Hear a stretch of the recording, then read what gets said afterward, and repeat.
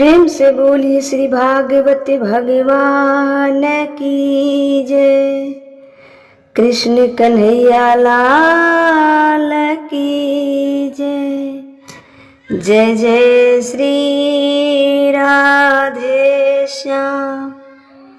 परम मंगल प्रात पर अखिलेश्वर अखिल ब्रह्मांड नायक प्रात पर परब्रह्म भगवान श्री कृष्ण के वांगमय प्रतिमूर्ति श्रीमद् भागवत महापुराण की कथा सुनने वाले सभी माताएं बहनें श्रोतागण भक्तगण सभी भक्तजनों का बहुत बहुत स्वागत है। आज की पावन कथा में जुड़ने वाले सभी भक्तजनों का बहुत बहुत स्वागत है, अभिनंदन है, वंदन है। प्रिय भक्तों, भागवत जी की पावन कथा में कल हम लोगों ने सुना कि भगवान श्री कृष्ण की प्रसन्नता के लिए, प्रसन्न करने के लिए गोपियों ने गोपी गीत गाया और राक्षस प्रबलासुर का वध बलराम द्वारा किया गया। उसके बाद भगवान ने गोपियों ने भगवान के लिए सुंदर सा गीत गाया। कितने सुंदर है भगवान, इसका वर्णन है। उसके बाद भगवान चीरहरण गोपियों ने एक बार निर्वस्त्र होकर स्नान किया। गोपियों ने एक बार निर्वस्त्र होकर स्नान किया। बहुत लोग प्रश्न उठाते हैं कि मेरे कन्हैया चीरहरण है, वस्त्र चुराता है। इसके पीछे भी बहुत बड़ा कारण है, बहुत बड़ा रहस्य है। उस रहस्य को सुनिएगा तब आपको समझ में आएगा कि भगवान श्री कृष्ण ने वस्त्र क्यों चुराया, कपड़ा हरण चोरी क्यों किया। क्या भगवान कृष्ण गोपियों से नाराजगी से कपड़ा वस्त्र चुराए? नहीं, सुनिएगा ध्यान से। जो भगवान श्री कृष्ण ने चीरहरण गोपियों का वस्त्र क्यों चुराया, तब भगवान ने कपड़ा क्यों चुराया, सुनिएगा। गोपियां एक बार निर्वस्त्र होकर स्नान किया, तब भगवान ने कपड़े चुरा लिए। इसलिए चुराए कि कहीं निर्वस्त्र होकर स्नान करने का ये गलत परंपरा स्टार्ट ना हो जाए, ये गलत परंपरा स्टार्ट ना हो जाए। आज भी जाइए अयोध्या जी, यमुना जी में, वृंदावन जाइए, यमुना जी के पास, सरयू जी, अयोध्या जी सरयू जी के पास जाइए। बहुत ऐसे स्त्रियां मिल जाएंगी जो हाफ वस्त्र पे स्नान करती है। यदि भगवान श्री कृष्ण ने कपड़ा नहीं चुराया होता तो आज सोच कर देखिए कि समाज में कैसा मैसेज गया होता, कितना गलत मैसेज फैल गया होता। तो भगवान ने इसलिए वस्त्र चुराए ताकि गलत परंपरा स्टार्ट ना हो जाए। सबक सिखाने के लिए सही रास्ता जैसे हो करना पड़ता है, जैसे में आए वैसे करना चाहिए। कपड़ा नहीं चुराते तो कल और बड़ा समस्या उत्पन्न हो जाता है। कल वो नहाई है, आज फिर दूसरी नहाती कि मैया गोपियां नहाई है, तो ये निर्वस्त्र होके स्नान करना परंपरा स्टार्ट हो जाता है। लोग प्राग्ञ बहुत जल्दी तर्क दे देते कि गोपियों ने तो स्नान किया है निर्वस्त्र होकर, इसलिए भगवान कपड़ा चुराए। क्या ये समाज के लिए ठीक था? निर्वस्त्र होकर स्नान करना क्या ये समाज के लिए ठीक था? ठीक सही मैसेज जाता? इसलिए भगवान को ये लीला करनी पड़ी। भगवान को इसलिए लीला करनी पड़ी और वस्त्र हरण किया।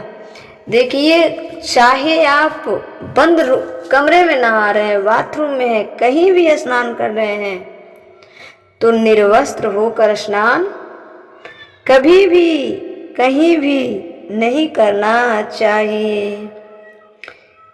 इसलिए भगवान ने गोपियों का वस्त्र चुराया है कि ये समाज में गलत मैसेज, गलत परंपरा स्टार्ट हो जाएंगी। और आज ये नहीं चुराए होते तो आज बहुत बड़ा समस्या उत्पन्न हो जाती, बहुत बड़ा समस्या उत्पन्न हो जाती। अभी लोग कहते हैं कि द्रौपदी 5 पति क्यों की। भाई द्रौपदी कोई साधारण स्त्री नहीं है। द्रौपदी माँ अग्नि से प्रकट हुई है, उनका जन्म अग्नि से हुआ है। यदि आप सभी का भी जन्म अग्नि से हुआ है तो 5 क्या 10 कर लो। गजब लोग तर्क देते हैं, ऐसे ऐसे लोग तर्क देते हैं। तो यदि भगवान ने कपड़ा नहीं चुराया होता तो आज लोग निर्वस्त्र होकर स्नान करते और तर्क गोपियों को देते कि गोपियों ने तो नहाई है। इसलिए भगवान श्री कृष्ण ने वस्त्र चुराने का लीला किया, वस्त्र हरण किया, बाद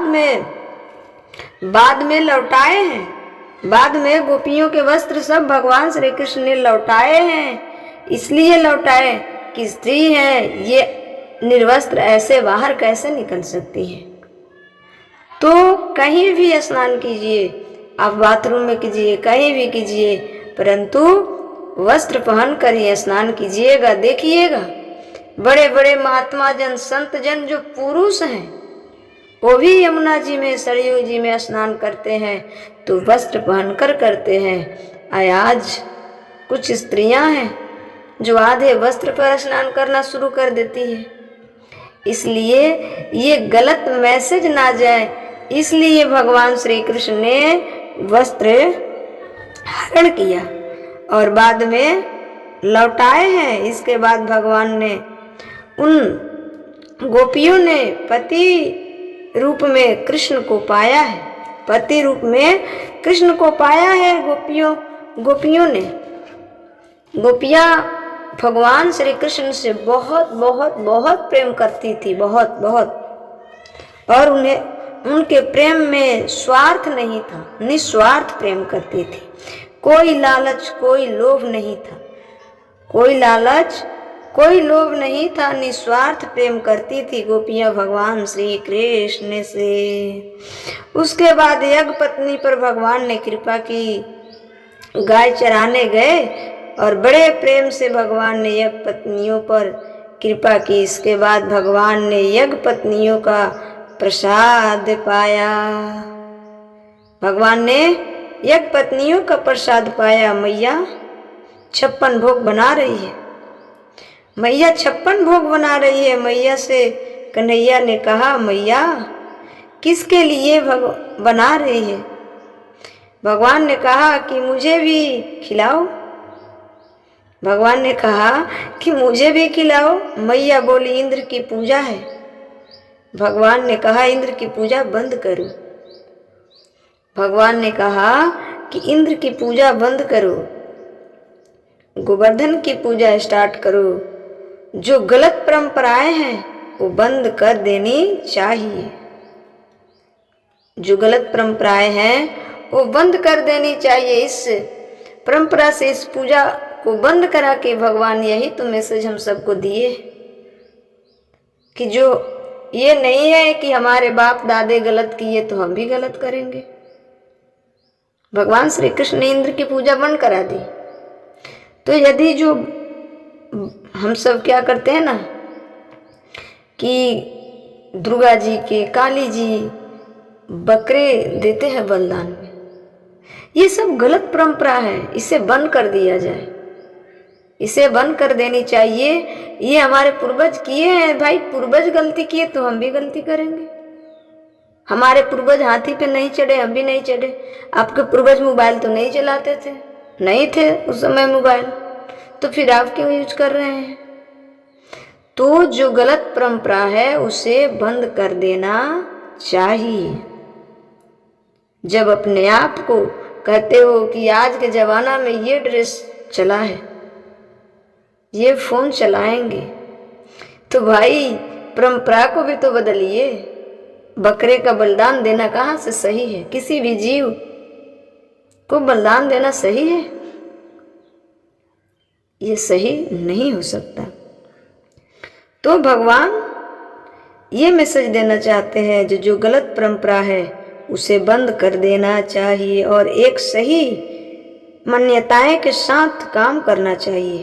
पुराने रीति रिवाज जो है ना, वो ठीक नहीं है। कई हिंदुओं की घर में हमने मजार देखी है। अब बताओ कि क्या हिंदू धर्म में 33 कोटि देवी देवता कम है कि मजार? हैं?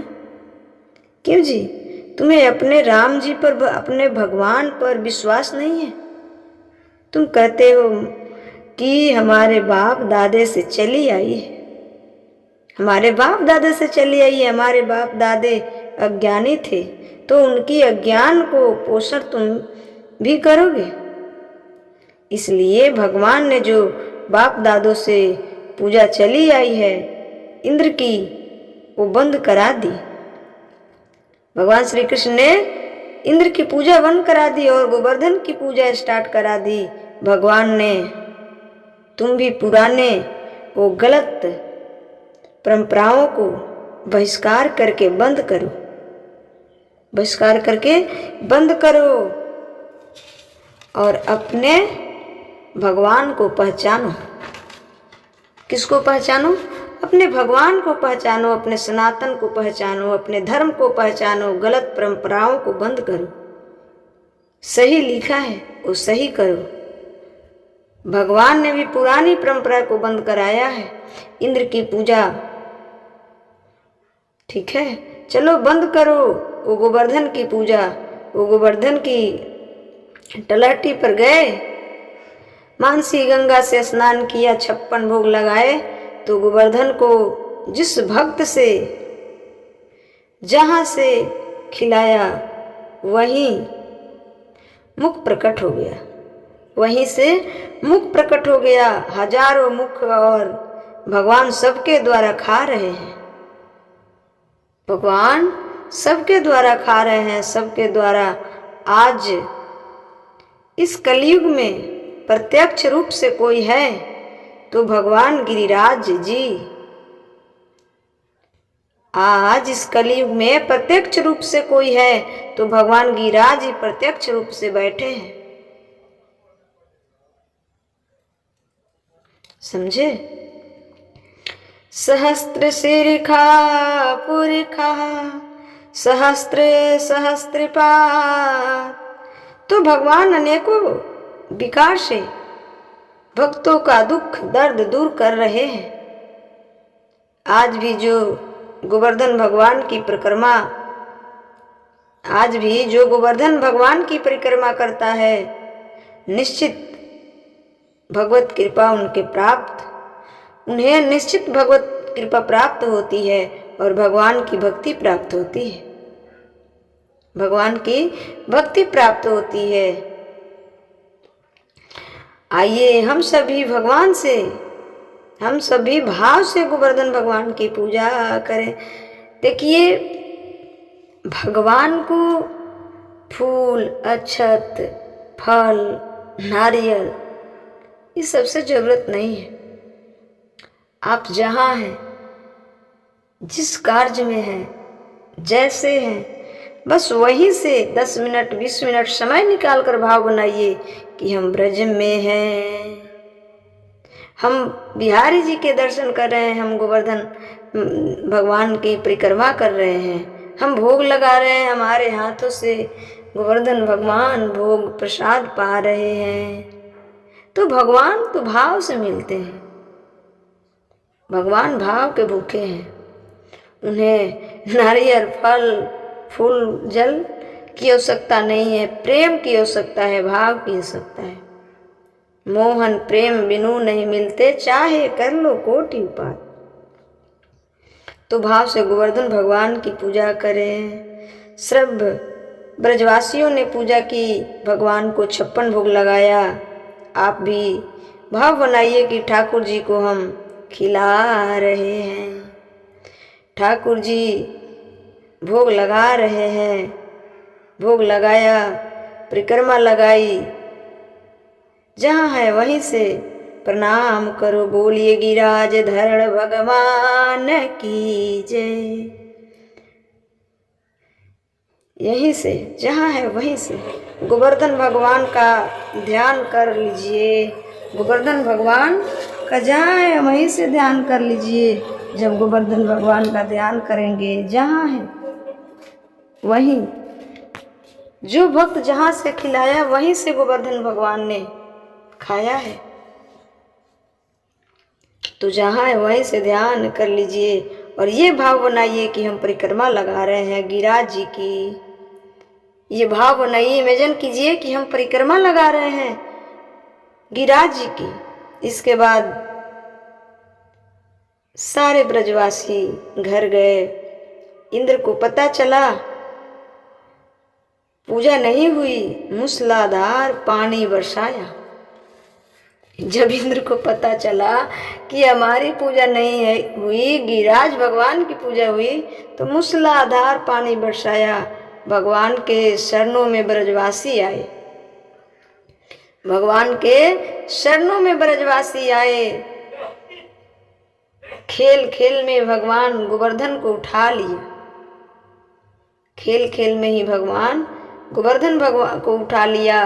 बोलिए गिरिराज धरण भगवान की जय। खेल खेल में गोवर्धन को उठाया। खूब पानी बरसता रहा। पानी का पता नहीं लगा। अगस्त जी पीते रहे, सुदर्शन भगवान खाते रहे। 7 दिन बाद इंद्र चरणों में गिर पड़े। जब भगवान श्री कृष्ण ने गोवर्धन को उठाया तो उस समय भगवान की उम्र कितनी थी? भगवान की उम्र कितनी थी? 7.5 साल। इतने छोटे से लाला और एक कानी उंगली पर पहाड़ को उठाया, पर्वत को उठाया। क्या ये साधारण आदमी कर सकते हैं? सारे गोपी ग्वाल ने एक डंडा लगाकर खड़ा हो गया और गोपी ग्वाल ये नहीं समझे कि ये भगवान उठाए हैं। और भगवान के पास इतना शक्ति आया कहाँ से कि एक कानी उंगली पर गोवर्धन पर्वत को उठा लिए? ये शक्ति श्री राधा जी की थी। ये शक्ति श्री राधा जी की थी। श्री राधा जी से इतना शक्ति प्राप्त हुआ था। और सारे गोपी ग्वाल एक एक डंडा लगाए खड़े हैं। गोपी बोल रहे हैं, गोप ग्वाल की एक कन्हैया थोड़े उठाए हैं, हम भी तो उठाए। भगवान श्री कृष्ण ने थोड़ी सी कानी उंगली ढीला की, फिर पर्वत गिरने लगा। फिर भगवान ने दिखा दिया कि देख, एक कानी उंगली पर हमने उठा रखा है। 7 साल के बालक 7 दिन एक कानी उंगली पर बिना खाए पिए गोवर्धन पर्वत को उठाए रहे। क्या ये साधारण मनुष्य के बस की बात है?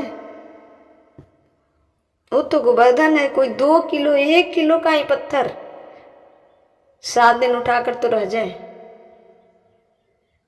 तो हाथ में दर्द हो जाएंगी, बीमारियां हो जाएंगी। लेकिन भगवान ये सब मैसेज इसलिए देते हैं कि हमें साधारण समझने की गलती मत करो। हम साधारण नहीं हैं। हम क्या हैं? हम साधारण नहीं हैं। तो 7 दिन बाद इंद्र चरणों में गिर पड़े। प्रभु क्षमा करो, प्रभु क्षमा करो। भगवान ने इंद्र को क्षमा किया। देखिए कितने कृपालु हैं। ब्रह्मा जी ने सब गाय बछड़े ब्रजवासी चुरा कर ले गए और जब हार मान गए फिर भगवान के चरणों में क्षमा याचना की, भगवान ने माफ कर दिया।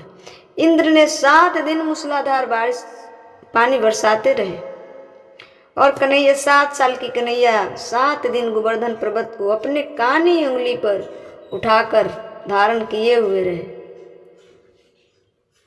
और फिर भी क्षमा याचना मांगे आए इंद्र तो भगवान श्री कृष्ण ने, कन्हैया ने क्षमा कर दिया।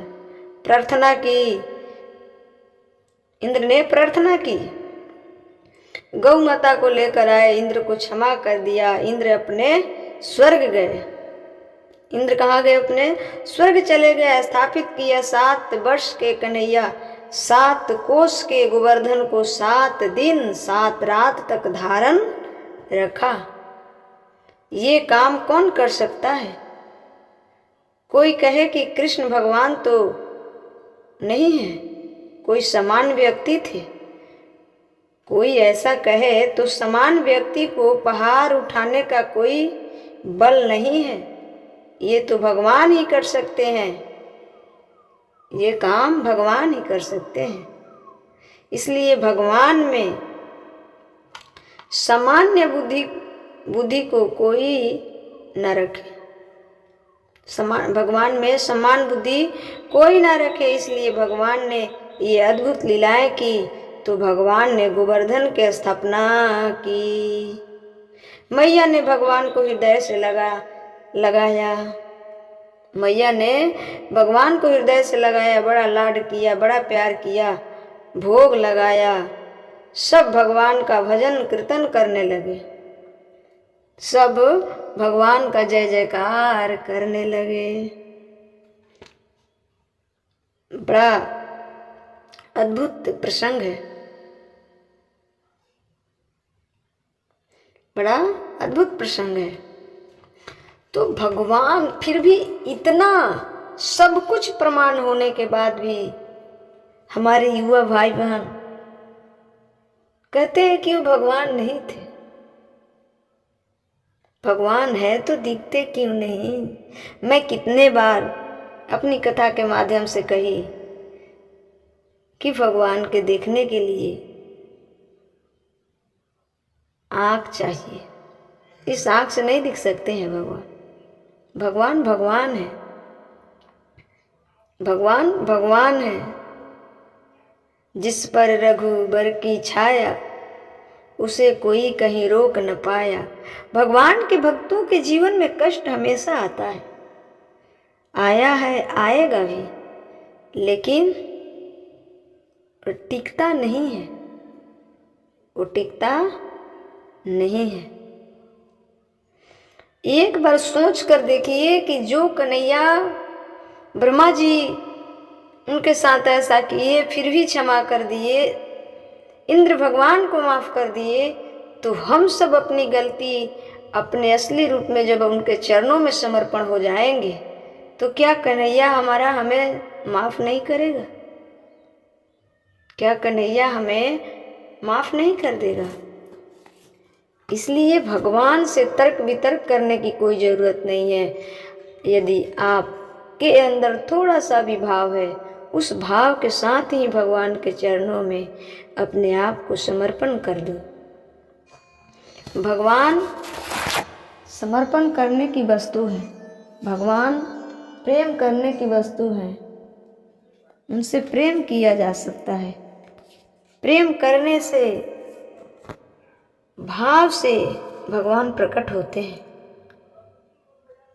भगवान भाव से मिलते हैं। फल फूल नारियल इत्यादि चढ़ा देने से भगवान नहीं मिल जाएंगे। भगवान फल फूल, अरे सब ये सृष्टि तो उन्हीं का है ना।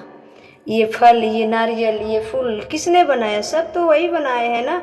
तो भाई हम सब भगवान को क्या देते हैं? हम तो उन्हीं का बनाया हुआ चीज, उन्हीं का बनाया हुआ प्रसाद, सब उन्हीं के चरणों में समर्पण करते हैं। लेकिन जिस दिन अपने आप को समर्पण करेंगे, अपने विचार, अपनी बुराई, अपनी अच्छाई समर्पण करके भगवान के चिंतन में लग जाएंगे, सेवा में लग जाएंगे, उस दिन भगवान अवश्य कृपा करेंगे, अवश्य भगवान कृपा करेंगे। सोच कर देखिए कि कितने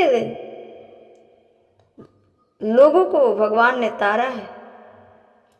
तारा है सारा जमाना, अनाथ है हमको भी तारो।